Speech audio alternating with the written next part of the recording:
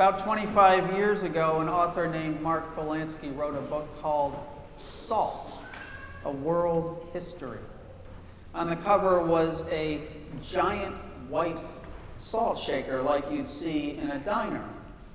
I was given this book as a birthday present one year, and my first reaction was, wow, you must really not like me. Who reads a book about salt? And more to the point, who gives someone a book about salt? But eventually I cracked it open and it was fascinating. While we all take salt for granted, it is literally on every table in every household. It wasn't always that way. And when you look at salt through the lens of the ancient world, salt becomes something much more than the most pedestrian of all flavorings. In biblical times, salt wasn't just a seasoning, it was survival. Before refrigeration, salt served as a critical preservative. It made long journeys possible. It prevented disease.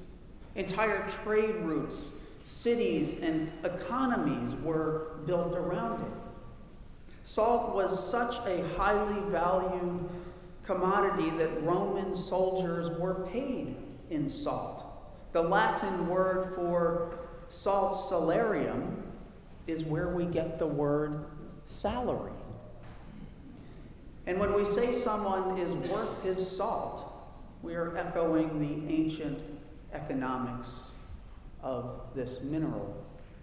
So when Jesus says to his disciples, "You are the salt of the earth," he's not calling them ordinary or common, quite the opposite.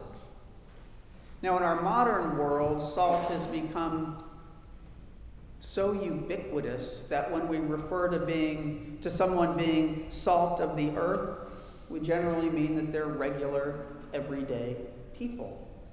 But that's not at all what Jesus is saying.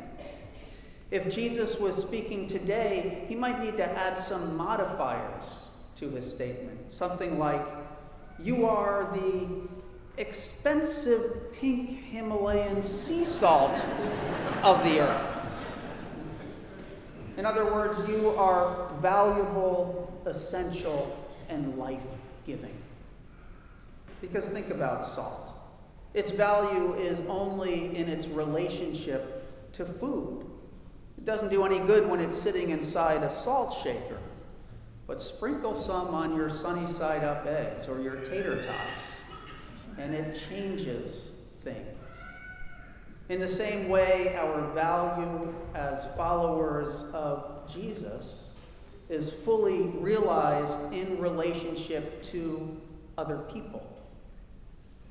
When we share our faith with others, when our values infuse our interactions, when we live lives of compassion, we act as salt of the earth. And most of the time, this doesn't happen in dramatic or heroic ways. It happens quietly, almost invisibly. Salt works precisely because you don't notice it while it's doing its job. You only notice its absence.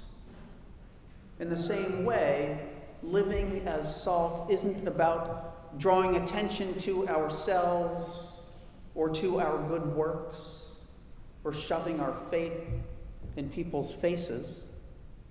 It's about sprinkling the love of Jesus Christ into ordinary moments. Our interactions with friends and strangers, the ways we engage with others both in person and online, until things begin to change for the better. That's how faith becomes real, when it is lived out in ways that touch the lives of those around us. The thing is, following Jesus isn't merely an academic exercise or some sort of self-improvement program. Jesus is the Messiah, God in human form, the one who came to offer salvation to the world, the one who takes away not only the sin of the world, but our sin. And we, as his followers, practice the faith of Jesus by living our lives according to his teachings. And that can't help but impact those around us.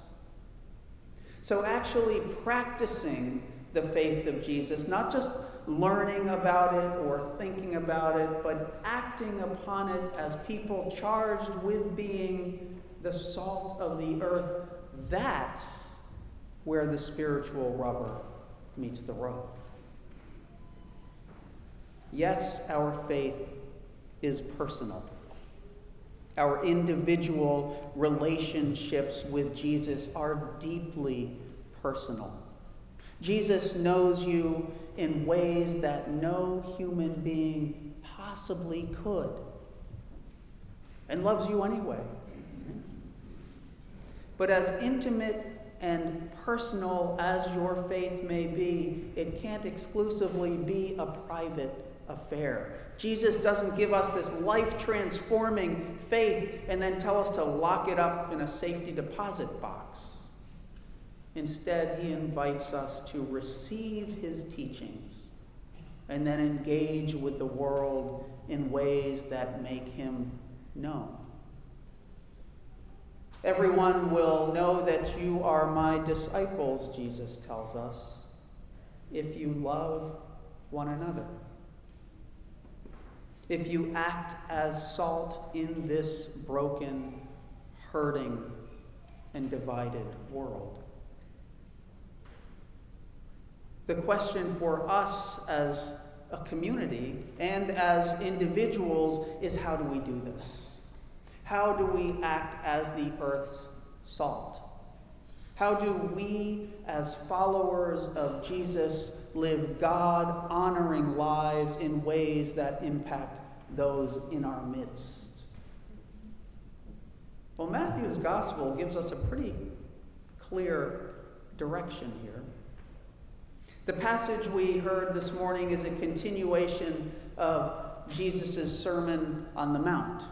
Last week we heard the Beatitudes, right? The most famous sermon ever. The Beatitudes, which stand at the very heart of Jesus' message of grace and love. And these are the verses that follow what we heard this morning. And it's no accident that in the Beatitudes, Jesus speaks about mercy and compassion, and then immediately tells his disciples to go out into the world and act as salt and light. Because you act as salt in the world by showing mercy to others, by being compassionate, by forgiving those who have trespassed against you, by lifting people up rather than knocking them down, by treating people with kindness and love rather than malice and hate, by respecting the dignity of every human being. It's really no secret what God desires from us. It's the spirit of the Beatitudes. It's the call of the prophet Isaiah to loose the bonds of injustice and share bread with the hungry. It's Micah's calling to do justice, love kindness, and walk humbly with our God. This is how we act as salt in the world. And here's some encouragement. An often overlooked point in this passage is that Jesus doesn't say, become the salt of the earth. He doesn't say, strive to be salt. Jesus says to his disciples, you are salt of the earth. It's a declarative statement of our identity. You are the salt of the earth. By following Jesus, not without stumbling, not without missteps, but by following Jesus as openly and as humbly and as faithfully as you can, you are the salt of the earth. And because our faith is personal but not private, we can't help but extend our arms of love to everyone we encounter. Friends, that's non-negotiable. It is simply our calling as disciples of Jesus Christ. And so when it comes to your faith life, you want to be the salt in the salt shaker on the kitchen table, poured out regularly and used every day, not the salt that's stuck at the bottom of the giant blue Morton's container in your pantry.